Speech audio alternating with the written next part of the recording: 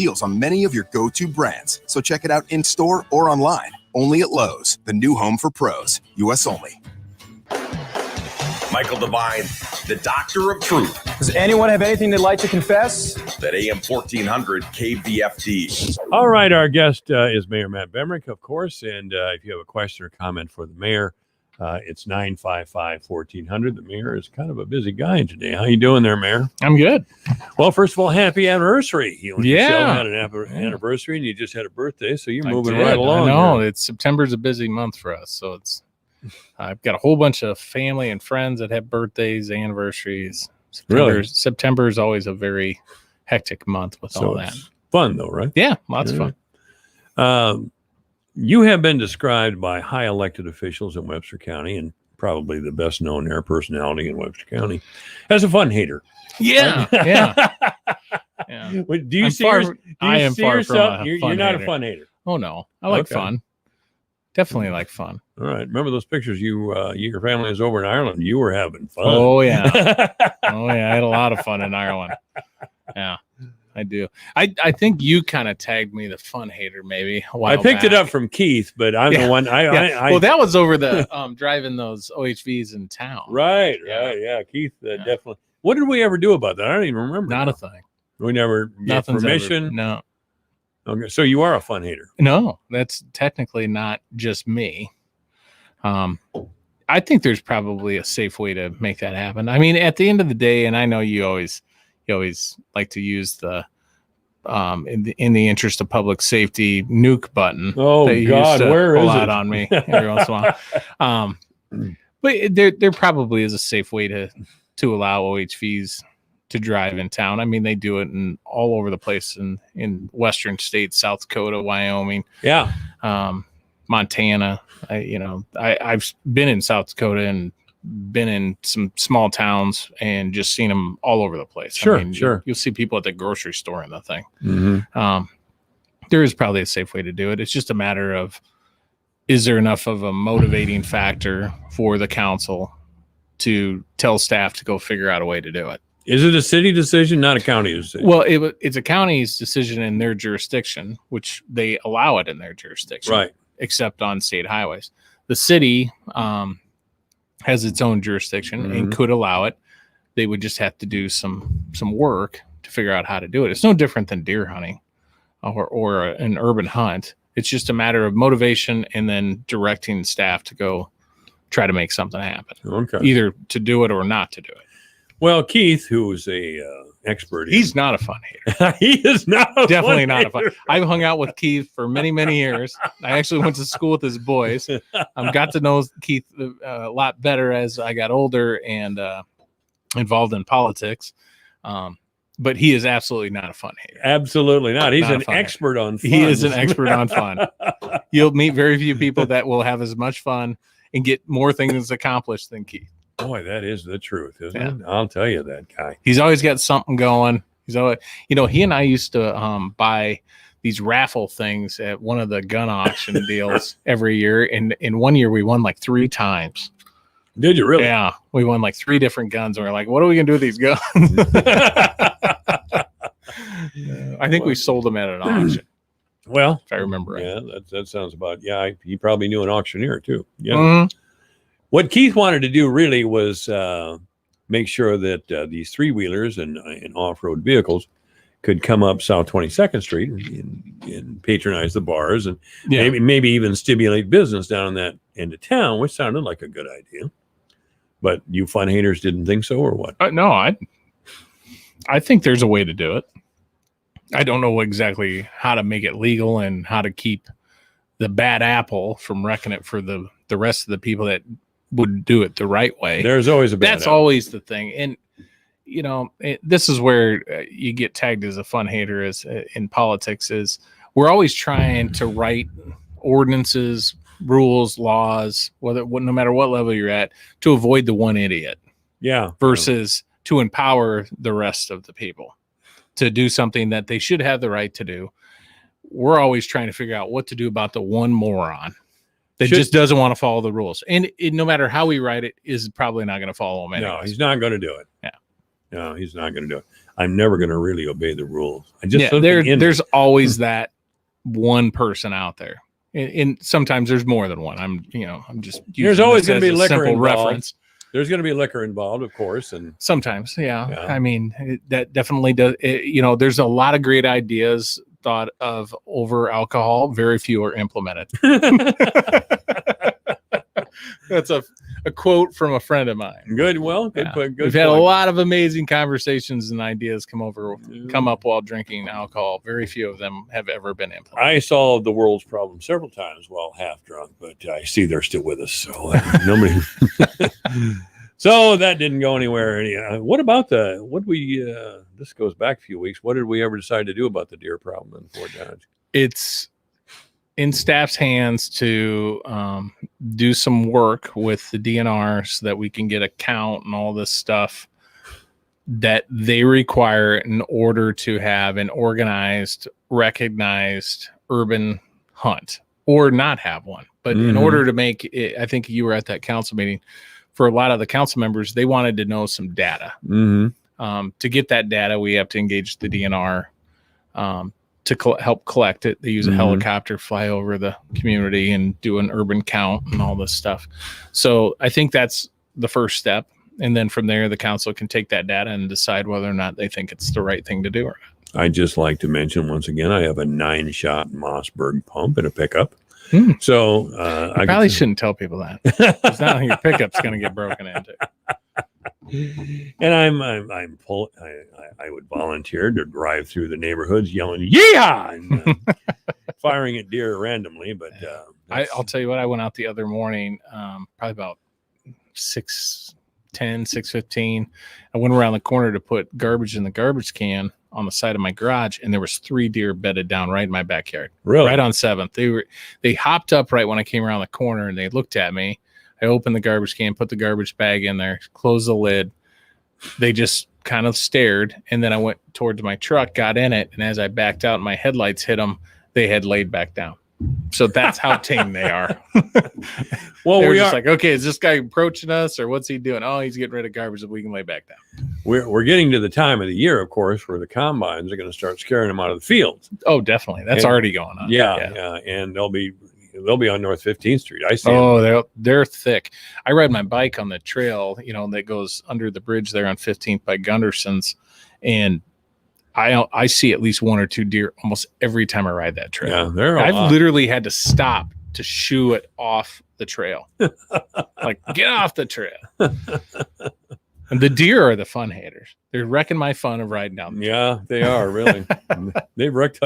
I've hit deer in my life 3 or 4 times. I've hit one, just one, and I clipped him right on the rear end, hit my front bumper, spun him into the ditch, and he hopped right back up, jumped a fence, and took off. So I didn't kill him, luckily, or her, because it was in the spring. I didn't know if it was a buck or a doe, but deer bounce, and they run off, but sometimes they die. I could have died a couple days later, and I'm sure it had some serious internal bruising. I hit one just south of Emmitsburg several years ago, and it was 3 big does, and I couldn't miss them, and I was doing 65. Yeah. And I hit the brakes, of course, but I hit one solid right in the rear. And by the time I got down to my in-laws' house in Pocahontas, I had corn in the radiator and in my headlight, what used to be my headlight. So I hit him pretty hard, and she obviously went off and died somewhere, because you don't get hit like that with that sort of damage. I didn't see any blood, but Michelle drives to CJ for work, and she leaves our house at like 4:40 a.m. She punches in at 5 a.m. and she takes Highway 7 out there. She says almost every morning she sees deer, almost every single morning. And there is just a lot of deer. Whether you're in the county or in the city, I mean, there's just a lot of deer, and they're moving around. And this time of year, they're even moving more than norm, because they're being pushed out of fields and their habitat that they've known all summer. I got up at 4:30 most of my working life, and I will never do it again. I think my wife would really like to someday get a more of a 9 to 5 type job instead of the 5 a.m. to 5 p.m. How long has she been out at CJ's? I thought 5 years this year. She'd been out there now 5 years. She works in the lab out there. Okay. Quality control lab. This is AM 1400 KVFD, the voice for Dodge. Mayor Matt Bemrich is our guest. You have a question for the mayor, of course, 955-1400. Don't hesitate. He'll answer the question. I didn't get to stay longer than about 3 minutes at the council meeting the other night. I had a previous engagement. I was not there. I didn't even notice you weren't there. I didn't get time to notice. Well, I had some. I was really fighting a stomach bug on Monday. Yeah, my whole family over like the course of 3 or 4 days just kind of passed a little bug around our house. I was not feeling the best Monday. Well, it's better than what the Crimmins family passed through. Oh, boy, that was ugly. Terrible. My condolences and sympathies to the entire family. Really, the God. Stukeys and the Crimmins. Mr. Stukey passed, and Jimmy Kesterson was real sick. Apparently, he's still pretty sick. I saw him the other day. We happened to be doing a little electrical work at his house, and I saw him, and he looks good. He's got a big beard. I said, "Well, good morning, Father." Said that. Good morning, Father Christmas is what I said. I said, "Are you trying to take the gig from Tom Bethke out at the mall way, or what are you doing here?" He said, "No, I just haven't shaved it." Have you seen Hans from the Messenger? Is he still over I there? haven't seen Hans in quite some time. I don't know what he's up to. I don't know if he's furloughed or if he's he could be part-time. Or, I don't know. I'm not sure. Yeah. Anyway, the meeting was about on Monday was primarily about the workshop was about what we're going to do with Expo Park and the city Crawford and Expo. Yeah. And I thought it was a little silly that we couldn't drive through an inch of water because of environmental. Well, that's fun hating. That's fun hating is right. Yeah. But again, you're back to that one idiot that they always reference the guy that's going to drive through there at 40 miles an hour or burn out in the water or do whatever idiotic thing. But again, it's 99% of the public isn't going to do that. Well, no, they're not. But and to the point made in the article that I think it was either Mr. Barber or Mr. Maggio, I also agree. I've never heard of one incident of an injury or an accident occurring by driving over that water. To me, I think we should open it up and be able to drive. If it was just me making the decision, I would say open that thing back up. Well, who gets to make the decision? The council, ultimately. The council, ultimately. Yeah. I think Dr. Minke's found some Iowa code that says it's illegal to drive across water. But I think that's in reference to like a flooded road. Yeah. Or roadway that's being obstructed by water, not in a recreational sense. It's not meant to prevent a recreational drive across at a park or something like that. I think it's meant more for if there's water going across the road, you're not to drive across it. Well, there's that because one then idiot. you get stranded, and then public safety has to come out and save you, or the fire department, or whoever it might be. I think that's what that law is for. I get that it could be interpreted to be used in this particular instance, but I don't believe that's what its intent was. Mm-hmm. I don't think anybody wrote a piece of legislation saying, you know what, let's stop those people from driving across that 1 inch of water in a park. I just don't think that's what it was for. Now, would it need to be managed to make it safe and make sure that, during a high water point, you don't drive across it? Sure. But we did that for years, decades. That park was able to be driven through the water. Yeah. Let's bring it back. It's a unique thing. Yeah, it is. In my opinion, we should do it. Well, So there you go. I'm not a fun hater today. You're not a fun hater today. No. Just today. I'll be back next week. You'll be back next week with more fun hating. Well, if you recall with fireworks, I took an awful lot of heat because I was the one that said, let's let it go for a year and see how people react. Yeah. And they didn't react very well. That first year was awful. It was World War III. It was. And then it got a little better, and then it got a little worse. And, now, I don't know. It depends who you talk to. Because some people don't think it's real bad now, and some people still think it's horrific. I thought last year was Better. not bad. It was certainly a lot better than the first year. Did you see how many citations we wrote this year? How many? Oh, my God. It was hundreds. Good. Hundreds and hundreds of them. Good. Because, I got in the car and drove around. There was, I think, 2 columns worth were in the paper one day that I happened to catch. That's $500 a pop. I believe so. Yeah. Well, that'll catch up with somebody pretty soon. The word. Well, definitely the word gets around and says, hey, you know what? I better follow the rules. Yeah. Well, there's always going to be that group of true fun haters out there that don't want us to have fireworks at all. And I'll tell you, I kind of made fun of the veterans thing. Some of the veterans have PTSD, and I thought, well, just firecrackers. Well, a couple of guys got a hold of me, and it's a problem for them. It is. So I'm more. I heard from sympathetic some veterans also, and I know some guys who are manly men in my estimation who hate to see their dogs suffer. Mm-hmm. And I don't. My feel good dog about it. hates it. Oh well, So most dogs we do. got a new dog in March, Nora. It's a cute little thing. This year during the fireworks season, she was coward, just scared to death. She always had to she'd run around the house almost trying to hide in different places. She got a little better as the season went, but she didn't like them. And I get that. It's not a fun thing to see your dog running around scared like that. No, I grew up in your neighborhood. They didn't seem that bad, but on Second Avenue North, over where Martin Flagg used to be, it was pretty wild there. it was pretty. It was pretty nasty. Well, and even over just about 6th and 7th, between maybe 10th and 12th, there was an awful lot of them. Of course, there's that great video. The city of Los Angeles banned fireworks, but they flew a helicopter or something over Los Angeles, and there were fireworks. It looked like a county fair. There were fireworks there was everywhere. a picture like that in the Des Moines Register. Was there that really? was taken, I think, from like one of the upper floors of the principal building the night of the 4th of July, and it looked like an amazing display of fireworks. Well, no, that was just all the people shared them. KVFD, you're on the air with the mayor. Hi, Mike. Hi. My name's Dan. I just heard you talking about water running over the roads and driving through it, and there's a law about it. Well, you can do that through Dolliver Park, and you can do it through Ledges State Park. Right. So I don't know how that law pertains to the Snell Crawford Park. Yeah. So this is Matt talking. Oh, hi, Matt. I agree with you.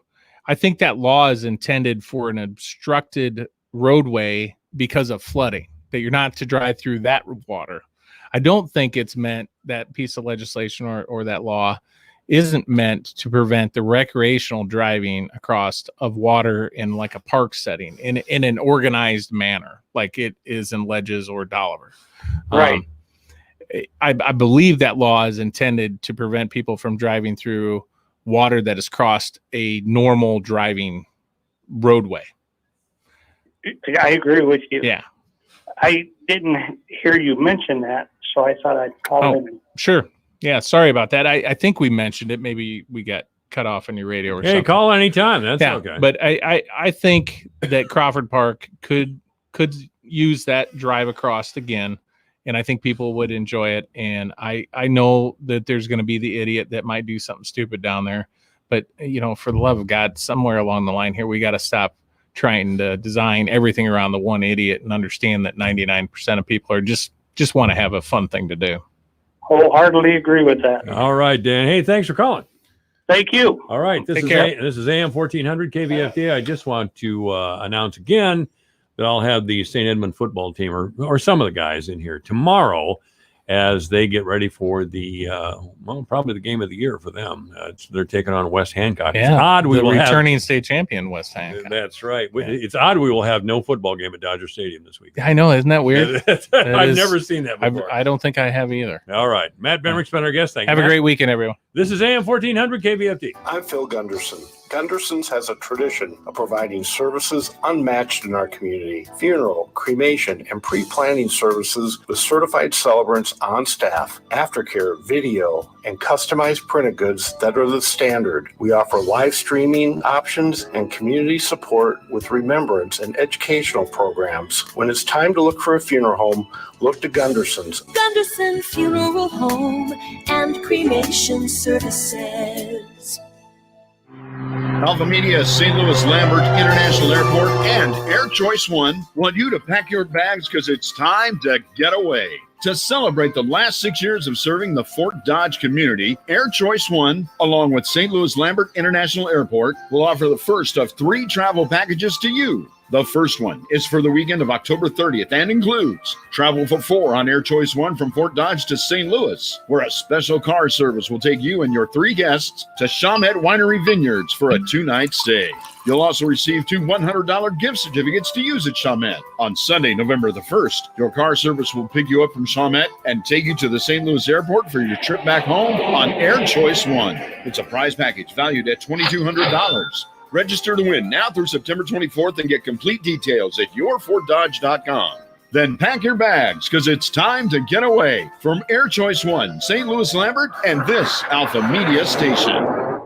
Real estate executive Teresa Greenfield made life harder for Iowa workers and small businesses by personally signing the paperwork to kick Iowa small businesses to the curb.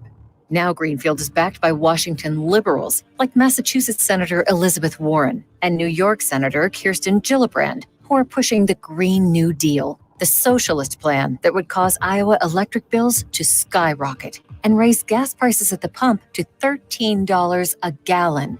And Greenfield's healthcare scheme, it could cost Iowa workers over $2,000 a year in higher taxes.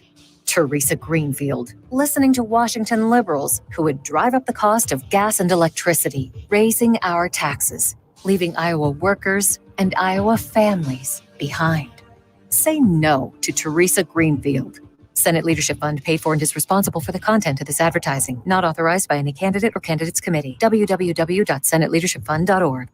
Your news, your town, your station. KVFD News when it breaks. With your KVFD News update, I'm Rob Jones. A farmer from southern Iowa testified before Congress yesterday that a Trump administration rule that changes the definition of federally protected waterways offers clarity for the nation's farmers. Ray Gasser of Corning farms corn and soybeans, and he spoke before the Senate Environment and Public Works Committee. He said the previous rule was overreaching, defining land where water flowed after a rain as federally regulated.